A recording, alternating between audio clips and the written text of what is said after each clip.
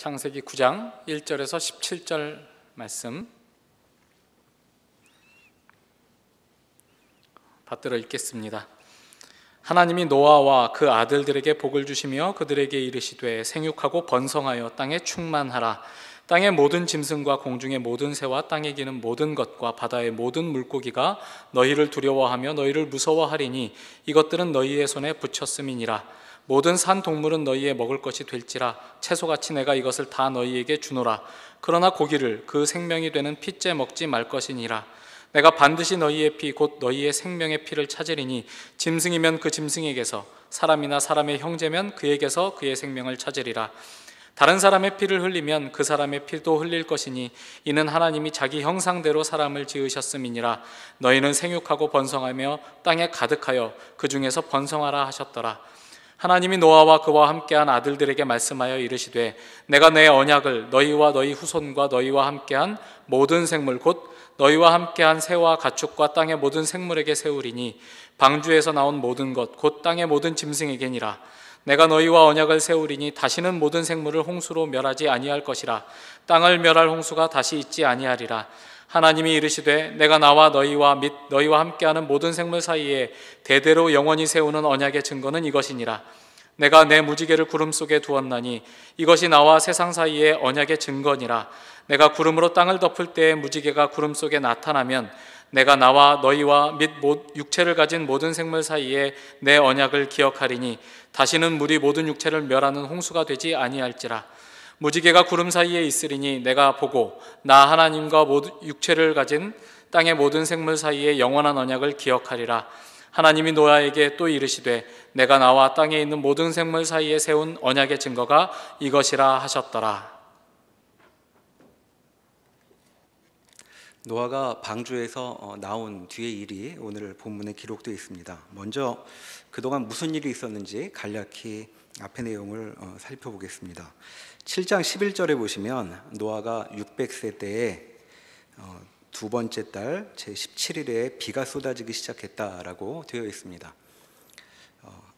말하기 좋게 그 600년 2월 17일이라고 말할 수도 있겠죠. 그리고 8장 13절과 14절로 넘어와 보면 이듬해 그러니까 601년 2월 27일에 땅이 말랐고 그리고 노아 일행이 방주에서 나오게 되었다라고 기록하고 있습니다.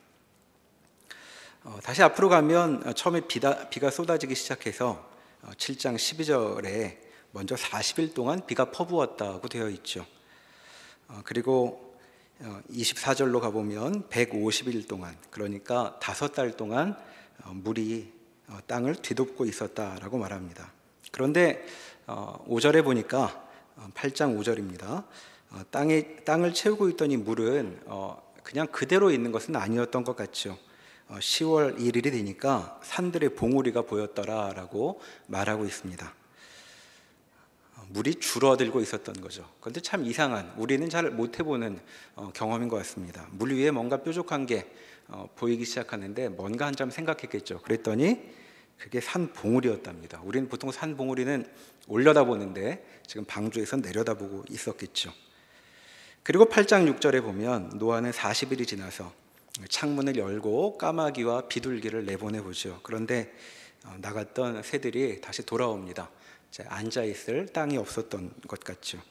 그리고 7일 단위로 비둘기를 2번 더 내보내는데 이제 세 번째 비둘기를 내보내니까 돌아오지 않았다라고 8장 12절이 우리에게 알려주고 있습니다. 그리고 13절에 이듬해 601년 1월 1일이 되어서 창밖을 내다보니까 땅 위에서 물이 거쳤다라고 되어 있죠. 그러니까 아직 물이 많이 있어서 흙을 물에 말아놓은 것 같은 마치 갯벌 같은 그런 상태였을 것이라고 여기 말하는 것입니다. 그리고 시간이 더 지나서 8장 14절에서 2월 27일이 되니까 땅이 드디어 말랐다고 얘기하고 있죠. 그때 하나님께서 말씀하십니다. 이제 너희는 나가라. 그리고 너희가 함께 태웠던 동물들도 이끌어내라 라고 말씀하십니다. 노아는 이번에도 하나님께서 말씀하신 대로 이제 방주를 나오고 동물들을 이끌어내지요. 자, 이것이 지난 시간 동안 있었던 상황에 대한 개략적인 요약이라고 말할 수 있겠습니다. 그러니까 노아와 그 가족들은 그리고 동물들은 1년이 넘는 시간 동안 방주 안에 있었다고 말할 수 있습니다. 자, 그동안 방주 바깥은 어떤 상태였는가?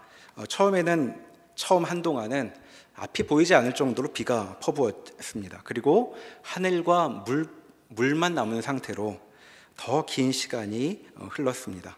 그리고 어느 날 저 멀리 산봉우리가 언뜻 보이기 시작하고, 그리고 점차 물이 줄어들어 이제 땅이 나오게 되었다고 말할 수 있습니다. 그러면 그 방주 안에 있는 동안 노아는 어떤 마음이었을까 우리가 생각해 볼 수 있죠. 자, 5장 29절에 보면 노아는 태어날 때 아버지 람에게 바람을 담아 출생한 사람이었습니다. 수고롭게 일하는 우리를 이 아들이 안위하리라 라는 바람이 그의 출생에 담겨 있었죠. 그러니까 이 아들 덕분에 우리 삶에 위로가 있을 것이다, 이렇게 생각했던 것입니다. 또 6장 9절에도 보면 그는 하나님과 동행하는 사람이었다고 말하고 있는데, 이것은 조상 에녹이 했던 행동이었죠. 그러니까 당시 상황은 사람들이 자기 좋을 대로 무엇이든지 원하는 대로 이제 사는 세상이었는데, 하나님과 동행하는 삶을 살고 있었다고 말합니다. 자, 온통 사람들이 자기 원하는 대로 행동하고, 그리고 원하는 것을 이룰 수 있는 능력도 있어서 때때로 되지 않을 때는 힘으로 제압하는 그런 세상에서 하나님의 뜻을 따라 사는 일은 몹시 힘겹고, 그리고 많은 용기가 필요한 그런 일이었을 것입니다. 그는 소수인데다가 또 힘을 가진 사람도 아니었으니까 홍수 이전의 세상은 노아 자신에게도 참 무서운 곳이었다고 말할 수 있겠죠. 그러니 방주 안에서 바깥을 내다보며 노아는 처음으로 안도하게 되었을 것입니다. 그렇게 무섭고 또 소름 끼치는 세상이 이제 간데 없게 된 것이죠. 우리가 사는 집 주변에 그 무서운 죄를 지은 사람이 산다는 이야기를 들으면 그 말을 들은 것만으로도 소름 끼치게 느낄 것입니다. 그런데 홍수 이전의 세상은 한두 사람 그런 악한이 있었던 것이 아니라 세상 전체가 그러했다고 성경은 말하고 있죠. 6장 5절에 보시면 사람의 죄악이 세상에 가득하였고 마음으로 생각하는 모든 계획이 항상 악하였다라고 말합니다. 그러니까 만나는 사람마다 나를 향해 나쁜 의도를 갖고 있고, 또 그렇게 그 의도를 이룰 만한 계획도 있는 그런 사람들이 나를 쳐다보고 있다면 우리 같아서는 어디 외출 한번 마음 놓고 할 수 없었을 것입니다. 더 구체적으로 6장 11절에 가보시면 온 땅이 하나님 앞에 부패하여 포악함이 땅에 가득했다라고 말하고 있죠. 또 12절에도 땅에서 모든 혈육 있는 자의 행위가 부패하였다라고 말합니다. 자, 포악함이 땅에 가득했다고, 폭력이 극심했다는 말이죠. 근데 여기서 이 말은 비유적인 표현이 아닙니다. 우리는 죽겠어 이런 말을 비유적으로 쓰죠. 그래서 죽는 사람은 없습니다. 하지만 이 세상은 어떠했는가? 폭력이 극심해서 여기저기 만나는 사람들을 보면 눈도 하나 없기도 하고 팔도 없기도 하고 그리고 다리도 없기도 한 그런 사람들이 질비한 세상이었다고 우리가 상상해 볼 수 있을 것입니다. 자, 그런데 12절에 모든 혈육 있는 자가 그랬다고 말하고 있죠. 자, 혈육 있는 자 모두, 이것은 인간만이 아니었다는 것입니다. 사람뿐만 아니라 동물들 역시 무시무시했다는 것이죠. 자, 아담 이후로 땅은 저주를 받아 거기 살게 된 동물들도 평화롭게 살 수는 없었을 것입니다. 그리고 이제 이 동물들은 포악함을 드러내며 살고 있었던 것이죠. 그러니까 이를테면 이렇게 상황을 상상해 볼 수 있습니다. 자, 길을 가다가 앞에 있는 사람 발뒤꿈치를 실수로 밟게 됐습니다. 무슨 일이 벌어질까요? 이 세계에서는. 자, 사람들은 그 일을 핑계 삼아 내 지갑을 털고 옷을 뺏어 가려고 할 겁니다. 그리고 발을 밟았으니 앞에 가인의 자손이었던 라멕식으로 말하면 무릎부터 다리를 자르겠다고 나한테 달려오죠. 그런데 타고난 운동신경으로 이런 상황을 눈치껏 확인하고 재빨리 달려 도망갔습니다. 자, 사람 없는 곳으로 도망에 성공했는데 이제 보니 저쪽에서는 호랑이가 다가오고 이쪽에서는 사자가 뛰어오고 그리고 물속에서는 악어가 나를 기다리고 있는 것. 자, 이것이 이 세상의 모습이었던 것이죠. 이것이 홍수 이전의 세계라고 말할 수 있겠습니다. 자, 그러니 노아는 지금 하늘과 물밖에 없는 방주 바깥을 내다보며 처음으로 안도했을 것입니다. 그렇게 한순간도 마음을 놓을 수 없게 위협하던 사람들의 횡포도 더는 없고, 그리고 무시무시한 동물들도 저 방주 안쪽에 우리에 들어있는 몇 마리 말고는 다 사라져버렸던 것이죠. 자, 이럴 때 어떤 기분일까? 우리는 채 그 마음을 다 공감하기는 쉽지 않을 것 같습니다. 왜냐하면 우리는 노아 같은 경험까지는 잘 못 해보기 때문이죠. 물론 우리도 여기 모여있는 우리도 마음이 쫓기는 것들이 있습니다. 그렇지 않으십니까? 우리 마음을 괴롭히는 것이 있어서 어디서나 마음이 그저 평안하진 않은 것이죠. 그래서 우리가 바라는 것은 그것을 잠시나마 잊고 이 시간에 한숨 돌리는 것입니다. 자, 벌써 6월 초가 되었는데 청년일부 청년들께서는 시험을 앞둔 분들도 많겠죠. 자, 시험 때문에 마음이 무거울 것입니다. 그런데 자고 일어났더니 기말 시험이 아예 끝났다 이러면 기분이 어떠시겠습니까? 이런 표정으로 계시지는 않을 것입니다. 자, 취업 준비 생활을 몇 년째 하고 있는데 자고 일어났더니 그런 생활이 끝나버렸다면, 그리고 내일 상사 앞에서 해야 될 중요한 발표가 있는데 그 회의가 이미 끝나버렸다면 우리는 오늘 굉장히 개운한 마음으로 여기 앉아 있게 되겠죠. 만약 오늘이 방학의 시작이라면, 한 달짜리 휴가의 첫날이라면 우리는 굉장히 개운할 것입니다. 자, 그런데 노아는 그렇게 잠깐 한숨 돌린 것이 아니라 그렇게 그를 괴롭히던 세상이 아예 사라져버렸던 것이죠. 그를 뒤쫓던 그 두려운 대상들이 멸종해버렸습니다. 그러니까 더는 고개를 숙이고 몸을 움츠리고 있지 않아도 된 것이죠. 태어나서 600년 만에 처음으로 느끼는 가벼운 마음이었을 것이라고 우리가 쉽게 상상해 볼 수 있습니다. 자, 그럼 다시 창밖 풍경을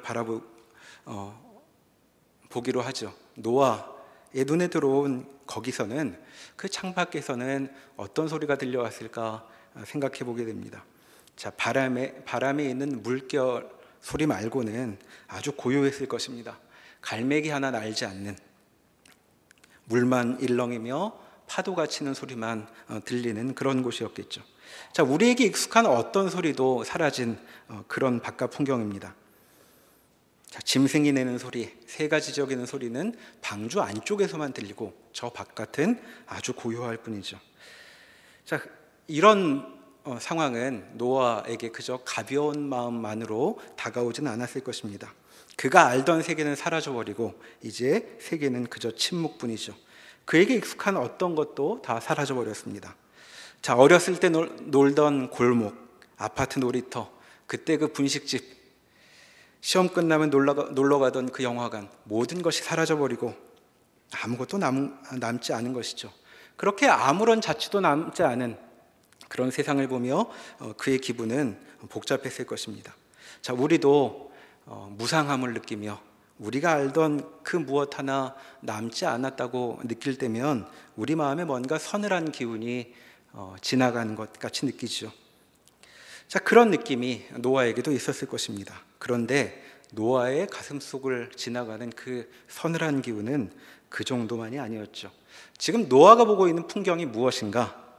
그것은 노아 눈앞의 저 세계는 시간이 지나가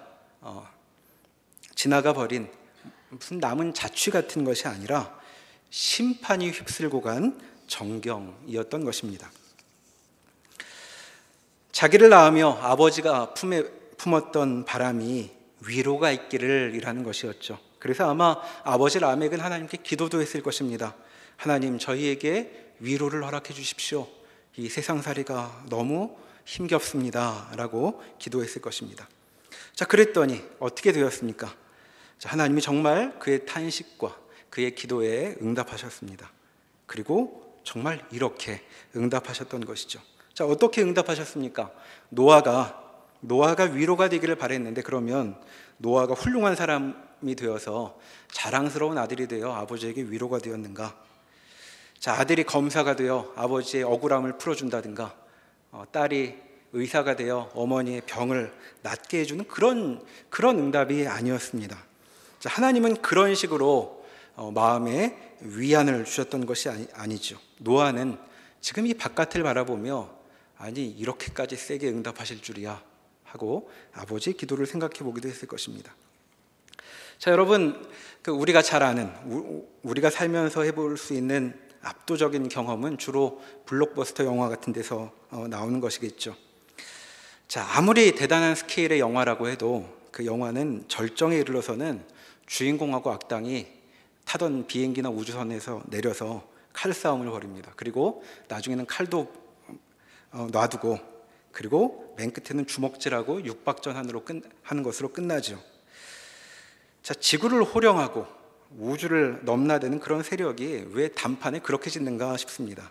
그것은 우리가 쫓아갈 수 있는 상상력이 그렇게 제한적이어서, 그것밖에 안 돼서 그런 것이죠.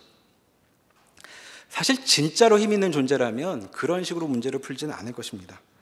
자, 반군이 무슨 모의를 하기도 전에 정말 제국이라면 반군의 존재 자체를 없애버리겠죠. 자, 세계를 호령하는 제국을 무너뜨리겠다고 우리가 서울 이 어딘가에서 모의를 하고 있으면 정말 제국이라면 이 모의를 사전에 차단하려고 특공대 같은 것을 파견하진 않을 것입니다. 서울에서 그런 일이 있었다니 서울을 없애버리자 이러겠죠. 째째하게 서울에서 뭐 좀 몇 가지 얻겠다고 남기려고 하지 않고 그런 거 하나도 필요 없으니 없애버리겠다 하고 서울을 날려버릴 것입니다. 하지만 그러면 영화가 재미없을 테니 무슨 절정에 이르기도 전에 끝난 것 같은 느낌일 테니 이제 우리한테는 영화가 그런 식으로 일을 풀어가죠.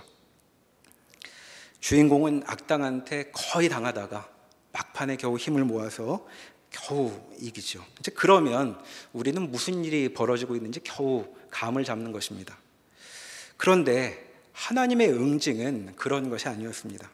여기 홍수를 보게 되는 것이죠.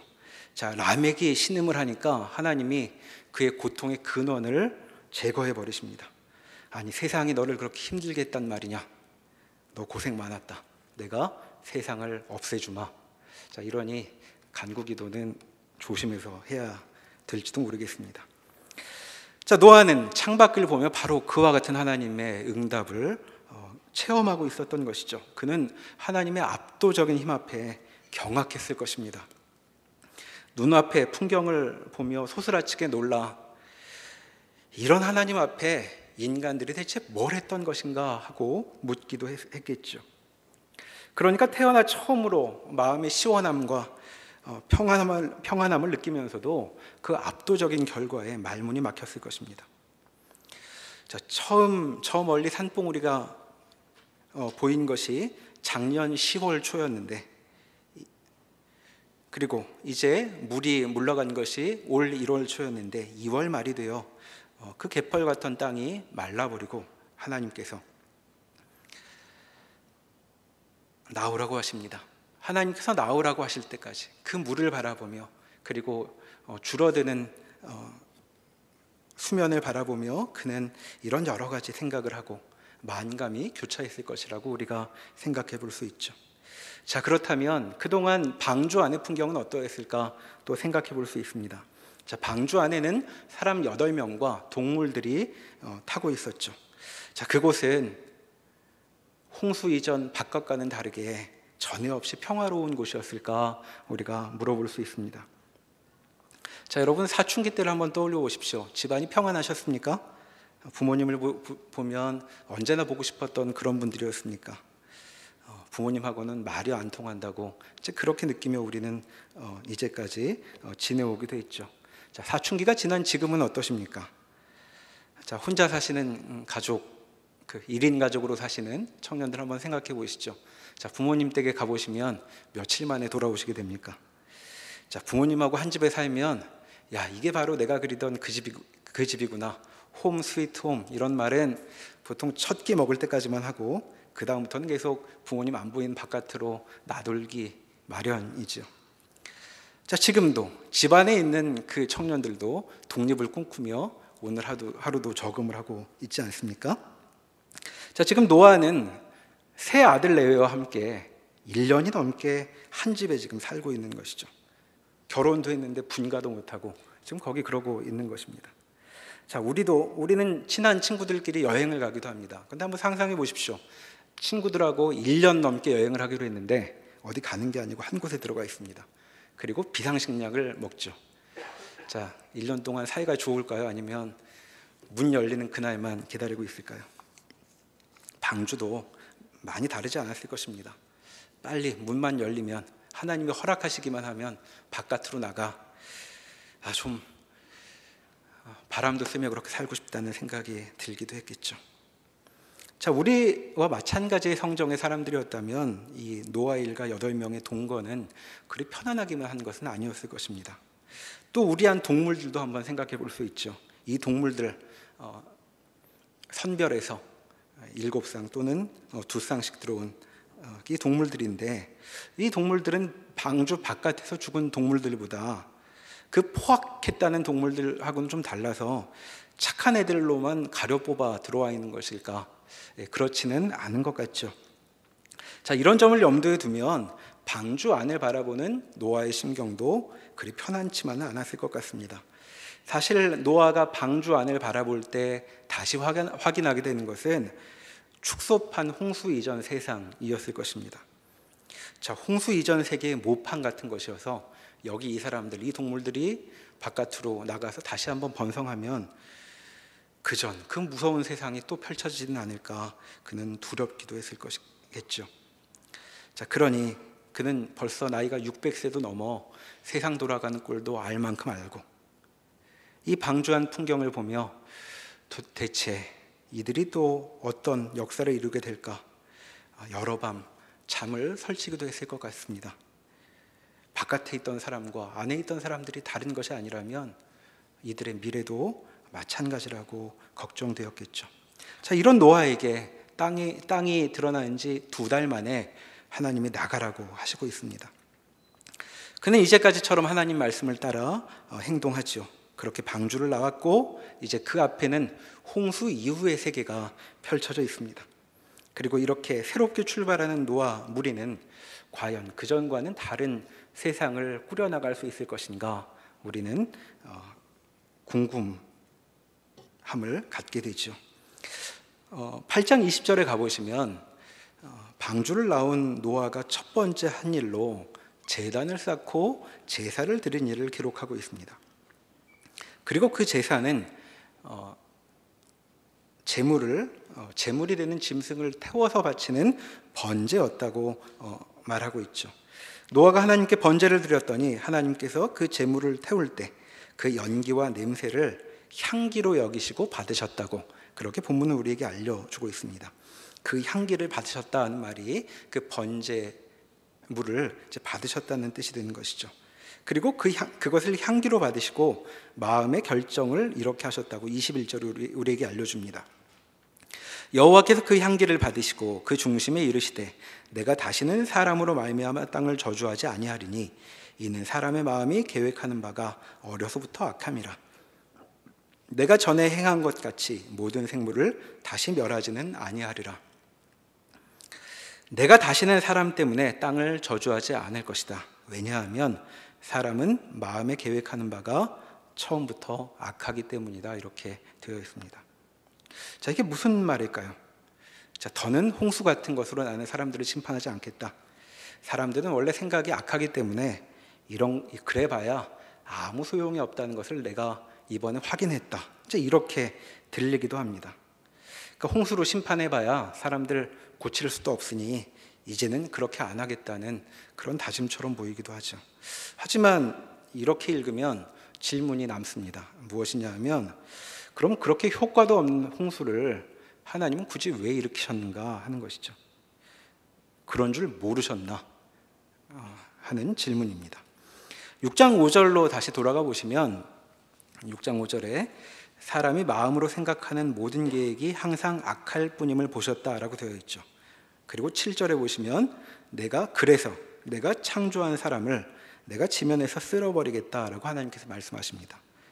자, 여기는 사람의 모든 계획이 악할 뿐임을 보시고 홍수로 쓸어버리겠다고 하셨죠. 자, 그럼 그때는 도대체 왜 홍수로 심판하셨을까 싶습니다. 그때는 모르셨나? 사람이 안 바뀔 걸, 이렇게 묻게 되는 것이죠. 자, 하나님이 우리처럼 시행착오를 거쳐 뭔가를 깨닫는 존재가 아니시라면, 경험해봐야 아는 그런 존재가 아니시라면, 이와 같은 행동의 변화, 6장에서와 이 8장에서의 하나님의 행동의 변화의 이유는 좀 다른 곳에서, 하나님께서 모르던 걸 아셨다는 그런 이유 말고 다른 곳에서 찾을 수 있을 것입니다. 자, 사람의 상태는 그대로인데, 어려서부터 악할 뿐인데 왜 하나님이 이 상태를 대하시는 방식이 바뀐 것인가? 이제는 그저 참고 지내시기로 한 것인가? 묻게 되는 것입니다. 자, 사람 마음속에 있는 그 악함은 하나님을 늘 진노하게 하는 것이죠. 그러니까 심판은 늘 따르기 마련입니다. 자, 그렇다면 왜 홍수 이후 이제 그와 같은 심판은 없게 된 것일까? 자, 여기 정말 이상한 일이 선포되고 있는 셈입니다. 자, 홍수와 같은 심판이 전에 있었다는 것이 실은 유별난 일이 아니라 이런 심판이 다시는 없을 거라는 것이 유별난 일인 것이죠. 자, 이제는 홍수가 없게 되었다는 이 하나님의 말씀의 이유는 노아의 제사에서 그 이후의 실마리를 찾을 수 있습니다.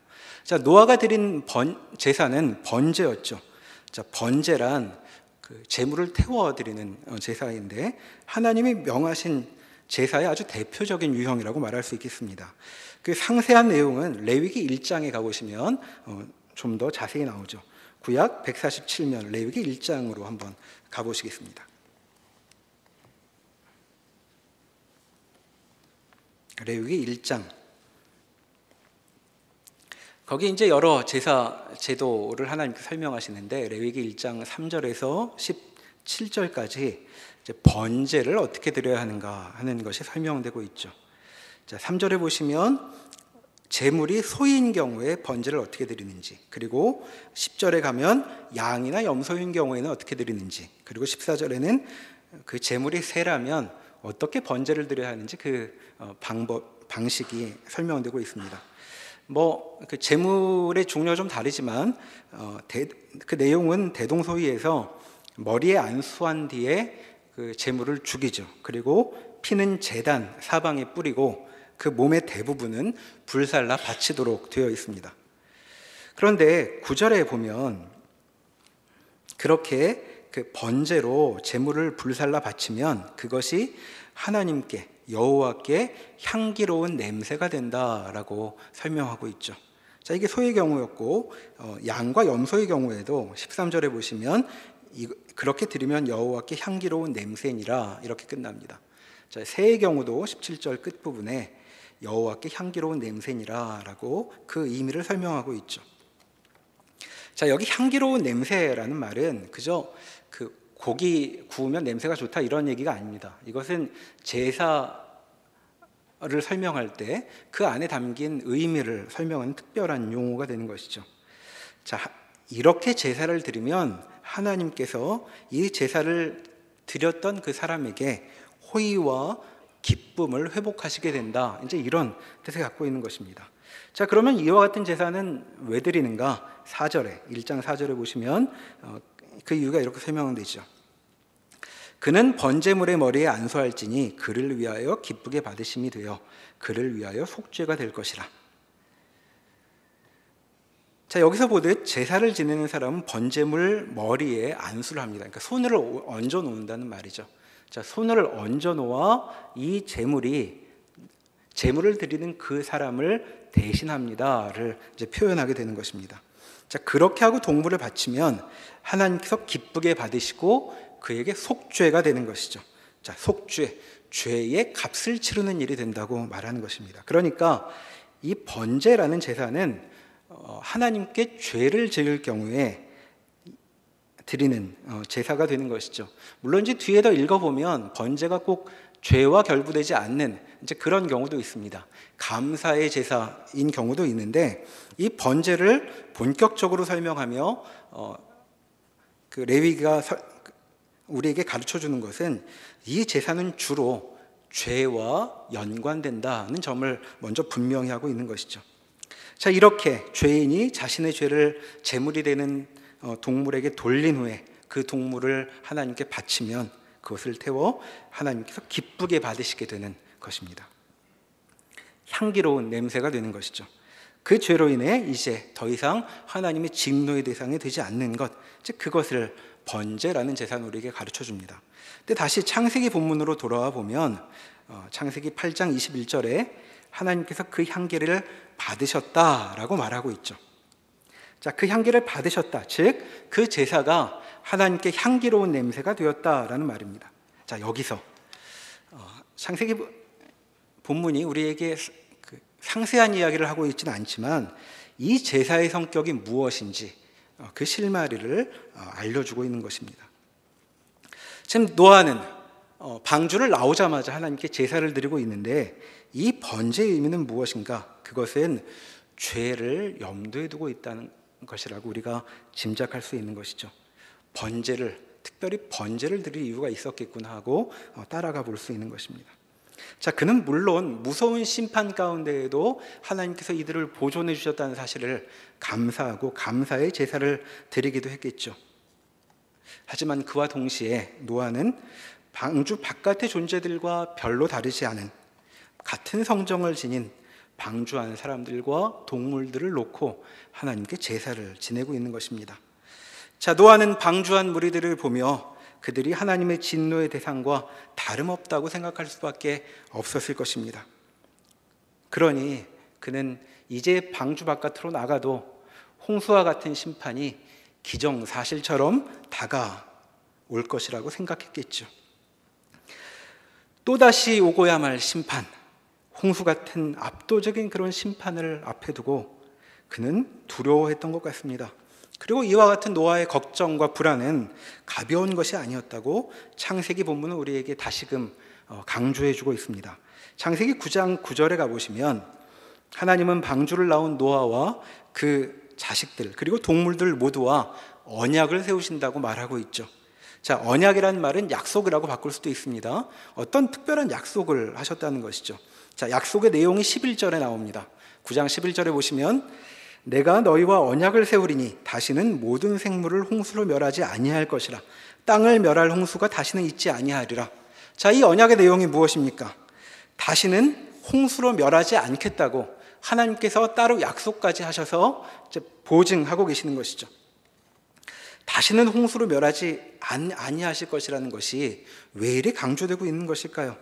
그것은 이 노아 무리의 마음속에 있었던 걱정을 반영하고 있는 것으로 보입니다.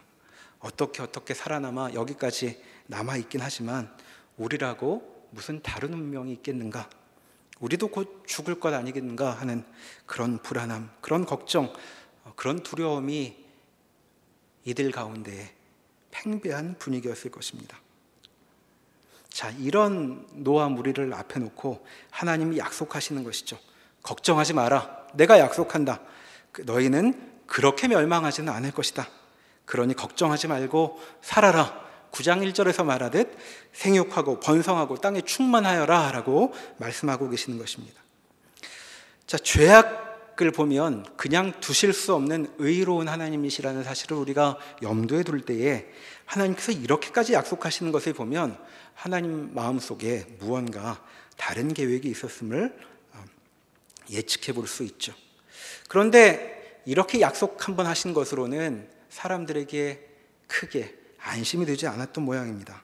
이렇게 홍수 같은 멸망은 다시 쏟아지지 않을 것이라는 약속을 하시고서도 하나님은 그렇게 약속하신 것만으로는, 언약을 세우신 것만으로는 모자라다고 생각하신 것처럼 언약에 대한 증거, 곧 징표를 주고 계시죠. 그것이 12절부터의 말씀입니다. 자, 12절부터 몇 절 읽어보면 하나님이 이렇게 말씀하시죠. 내가 너희와 및 너희와 함께하는 모든 생물 사이에 대대로 영원히 세우는 언약의 증거는 이것이니라. 내가 내 무지개를 구름 속에 두었나니 이것이 나와 세상 사이의 언약의 증거니라. 내가 구름으로 땅을 덮을 때에 무지개가 구름 속에 나타나면 내가 나와 너희와 및 육체를 가진 모든 생물 사이에 내 언약을 기억하리니 다시는 물이 모든 육체를 멸하는 홍수가 되지 아니할 것이다. 무지개를 보아라. 그것을 보면 내가 너희를 멸하지 않겠다는 뜻을 너희는 확인할 수 있을 것이다. 먹구름이 가득하고 다시 비가 퍼부을 때, 그래서 우리도 이제 죽었구나 하고 너희가 두려워 떨 때에 무지개를 보고 너희는 안심해도 된다, 이렇게 말씀하고 계신 것이죠. 여기 언약의 증거, 언약의 징표라는 말이 이 짧은 대목에 3번이나 반복되고 있습니다. 12절, 13절, 17절에 내가 이렇게 너에게 징표까지 주겠다라고 말씀하고 계신 것이죠. 지금 하나님은 정말로 노아를 위로하고 계신 것 같습니다. 홍수 이후 세계를 채우고 있던 그 불안, 그 걱정, 그 이유가 분명한 그 두려움에 대해 성경은 하나님의 이와 같은 위로를 증언하고 있는 것이죠. 자, 이번에 한번 모면했다고 인간에게 희망이 있겠는가? 하나님이 약속하시고 있습니다. 이제 너희는 그런 심판을 두려워하며 살지 않아도 된다. 자, 어떻게 이런 일이 가능했던 것일까?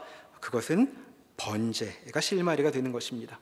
자, 속죄의 제사인 번제, 속죄의 제사로 이들은 당연히 도달하게 될 멸망에 이르지 않게 되는 것이죠. 자, 사람의 성정이 그 전과 마찬가지인데도 어떻게 이들은 홍수 같은 무서운 벌을 받지 않을 수 있게 된 것인가? 그들에게 속죄의 제사가 있다면 그들은 멸망으로 끝나지 않을 것이다 라고 이 창세기 앞부분이 우리에게 보여주고 있는 것입니다. 그리고 이것은 성경 내내 흐르는 아주 중요한 주제가 되는 것이죠. 어떻게 인간에게 구원이 가능한가? 그것은 이 죄에 대한 죄의 값을 치르는 제사가 선행되기 때문이다 라고 말하고 있는 것입니다. 자, 홍수 이후 세계가 열리면서 이전부터 하나님은 명백히 해두고 계십니다. 그러니 이제 노아의 무리들은 세상에서 제일 두려워할 그 무서운 것, 그것으로부터 안전하게 된 것이죠. 자, 이들은 세상에서 제일 무서운 것이 사람들이나 동물들의 그 죄악, 그리고 그 포악함이 아니라는 사실을 홍수로 실감하게 되었을 것입니다. 정말로 무서운 것은 하나님의 그 압도적인 심판이었던 것이죠. 그런데 하나님이 그 가장 무서운 일에 대해서 이들을 위로해 주시고 있는 것입니다. 그러니 이제 더 정말로 무서운 것은 걱정하지 않고 살아도 된다라고 말씀하고 있는 것이죠. 자, 우리가 정말로 정신을 제대로 차리고 생각한다면 정말로 두려운 것은 이 세상이 우리에게 주는 그런 두려움이 아닐 것입니다. 진짜로 무서운 것은 따로 있는 것이죠. 그런데도 이 세상이 우리를 두렵게 할 때 벌벌 떠는 것은 하나님의 이런 조처가 우리가 태어나기 전에 이미 주어져 있기 때문이라고도 말할 수 있겠습니다. 자, 그러면 이 세상에 그런 정말 두려움의 대상은 사라졌고 남아있는 두려움의 대상이 있죠. 그것은 이 세상 속 사람들의 악과 그 포악함은 어떻게 될 것인가, 그 전까지 그렇게 두려웠던 그것은 어떻게 될 것인가에 대해서 생각해 볼 수 있죠. 하나님은 그와 같은 두려움에 대해서도 안전 조처를 취해주고 계십니다. 그것이 9장 1절에서 7절까지의 말씀이 되는 것이죠. 자, 1절과 7절에서 반복해서 강조되고 있습니다. 하나님은 사람들에게 생육하고 번성하며 땅에 충만하라 하고 가르치시죠. 자, 삶은 얼마든지 확장되고 펼쳐져 나가도 된다라고 말씀하시는 것입니다. 자, 고대 근동의 신화들을 보면 이 홍수 이야기들이 담겨 있죠. 그러니까 예전에 사람들이 경험했던 일에 대한 그 공통의 기억이 흘러 내려오고 있는 것 같습니다. 근데 거기 홍수 신화들을 보면 홍수가 왜 일어났는가? 사람들이 너무 인구가 많아져서 세상이 시끄러워져서 홍수가 생겼다고 이제 설명을 합니다. 그래서 신들이 홍수 이후에 사람들한테 어떤 조처를 취하냐 하면 불임 상태에 이르게 하죠. 세상이 시끄러워지지 않게 하려고. 그런데 하나님은 그런 식으로 세상을 사람들에게 삶을 축소하는 식으로 인도하시지 않습니다. 자, 삶은 자라나고 잎이 무성하여지고 꽃은 피고 결실해도 되는 것으로 말씀해주고 계시죠. 그래서 하나님은 이와 같은 삶을 열기 위해 그 전과는 다른 식의 삶을 여기 열어놓고 계십니다. 자, 2절에 보면 이제 모든 동물들은 인간을 무서워할 것입니다. 그 전까지는 인간들 앞에 포악함을 자랑하며 인간을 해롭게 했던 그 동물들이 이제는 인간의 손에 잡히게 되는 것이죠. 자, 이것 우리가 알고 있는 세상의 모습입니다. 동물들은 인간보다 힘도 센데 희한하게도 인간의 적수가 되지 못하고 신음하고 심지어는 멸종까지 되고 있습니다. 자, 그것은 하나님께서 그렇게 정하셨기 때문이죠. 자, 인간은 더 이상 동물들에게 당할 것이 아니라 동물이 이제 인간의 먹이가 되기까지 한다고 말씀하고 있습니다. 자, 그 전까지 인간에게 육식은 허용되지 않았는데 여기 고기 좋아하는 분들이 있다면 홍수 이후의 세상에 태어난 것을 기뻐할 수 있는 일이겠죠. 고기를 별로 안 좋아하고 동물들은 가여워서 어쩌나 이렇게 생각하시는 분들이 있다면 우리가 잘 모르는 어떤 사연이 우리에게 펼쳐지는 이 세상에 동물들의 일에 이유가 되고 있다는 사실을 짐작해 볼 수도 있는 것입니다. 자, 그런데 동물을 먹을 수 있게 되었다고 해서 사람이 마음 내키는 대로 동물들을 취급할 수 있는 것도 아니었죠. 자, 4절에 보면 이렇게 말씀하십니다. 그러나 고기를 그 생명되는 핏째 먹지 말 것이니라. 자, 고기를 먹고 싶다면 먼저 피를 빼는 번거로운 과정을 거쳐야만 합니다. 자, 그러니까 하나님은 동물에게 더 이상 압도되지 않고 고기도 먹을 수 있게 하셨지만 그럼에도 그것은 생명을 건드리는 아주 중대한 문제라는 사실을 잊지 말아라 라고 말씀하고 계시는 것이죠. 그런데 이렇게 무게를 지닌 생명은 비단 동물에게만 해당하는 것은 아니었습니다. 5절과 6절에 보면 사람의 생명에 대해 이렇게 말씀하시죠. 내가 반드시 너희의 피 곧 너희의 생명의 피를 찾으리니 짐승이면 그 짐승에게서 사람이나 사람의 형제면 그에게서 그의 생명을 찾으리라. 다른 사람의 피를 흘리면 그 사람의 피도 흘릴 것이니 이는 하나님이 자기 형상대로 사람을 지으셨음이니라. 자, 홍수 이후의 세계에서 사람들이 마음에 기억해야 할 중요한 한 가지 사실은 생명이라는 것은 정말로 중요하다는 점이었습니다. 특히 인간의 목숨은 정말로 중요한 것이었죠. 그러니 이제 아무도 가인의 자손 라멕처럼 함부로 나를 괴롭히는 자는 내가 죽여버리겠다고 함부로 떠들 수 없게 되었습니다. 자, 그 생명은, 인간의 생명은 아무렇게나 취할 수 있는 것이 아니었죠. 자, 이것 역시 우리가 알고 있는 세상입니다. 자, 우리는 사람 목숨은 그가 부자든 아니든 능력자든 아니든 귀한 것이라고, 마찬가지로 귀한 것이라고 인정하는 그런 세상을 살고 있습니다. 그래서 우리는 내 능력이나 내 출신과 상관없이 나도 한 인간인데 행복한 권리가 있는 것이 아닌가 하고 생각하기에 이르렀죠. 자, 이것 하나님께서 홍수 이후에 이와 같은 원칙을 세워두셨기 때문입니다. 그러니 아무도 그 생명을 아무렇지도 않게 취할 수는 없는 것이죠. 누구든 사람의 목숨을 건드리면 자기 목숨으로 그 값을 치러야 한다고 말하고 있습니다. 자, 고대 자료들을 보면 사람들이 돈으로 목숨값을 치르는 일들이 기록되어 있죠. 자, 공양미 300석에 심청이 목숨을 살 수 있었습니다. 자, 그런데 이런 것 다 하나님의 말씀에 위배되는 일이라고 여기 가르쳐주고 있는 것이죠. 하나님은 이 세계는 어떤 값으로도 사람 목숨을 살 수 없는 그런 세계가 되었다라고 말씀하고 계십니다. 그러니까 다시는 홍수가 없을 것이라고 위로를 하시면서 이와 함께 홍수 전과 같은 포악함이 이 세상을 휩쓸 수 없다라고 조치하고 계신 것이죠. 자, 이렇게 인간은 하나님의 진노로부터 그리고 세상의 위압으로부터 보호받게 되는 그런 세상에 들어오게 되는 것입니다. 그리고 이것은 비단 노아 가족들에게뿐만 아니라 우리의 삶을 향한 메시지이기도 하죠. 자, 홍수 이후의 세계, 우리도 그 세계를 살고 있는데 이 세계를 사는 법, 이 세계에서 인생을 살아가는 법을 한 가지만 꼽자면 그것은 생명을 존중하며 살아야 한다라는 원칙입니다. 자, 죄가 휩쓸고 있는 가운데에서도 인간의 생명을 지키는 것은 아주 중요한 일입니다. 이것은 비단 이웃의 생명을 지키는 것뿐만 아니라 내 생명을 지키는 것과도 관련되고 있는 것이죠. 그러니까 이 세상을 제대로 살려면 함부로 나 같은 건 죽어야 돼, 이렇게 생각하면 안 되는 것입니다.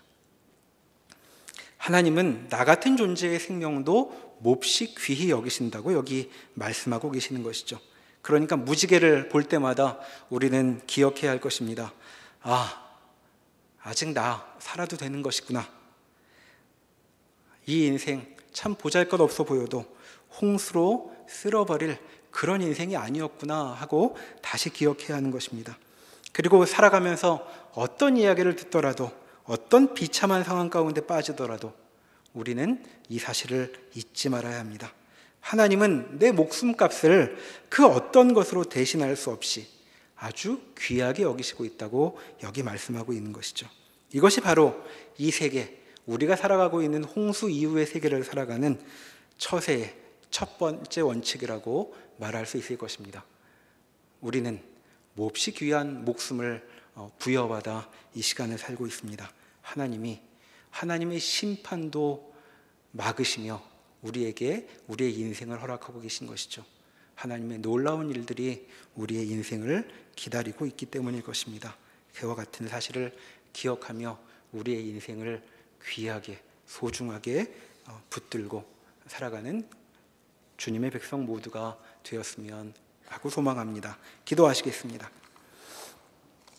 하나님, 노아와 그 가족들에게, 그리고 방주 안에 있던 동물들에게 하나님께서 새로운 세상을 허락하셔서 우리가 알고 있는 이 세상이 이어지고 있습니다.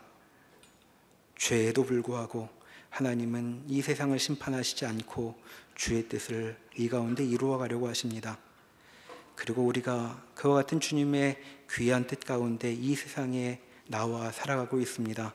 하나님께서 얼마나 우리 인생에, 우리의 목숨에 귀한 무게를 담고 계신지 기억하며 우리에게 주어진 인생 가볍게 살아가는 주의 백성들 되게 하여 주시옵소서. 예수님의 이름으로 기도합니다. 아멘.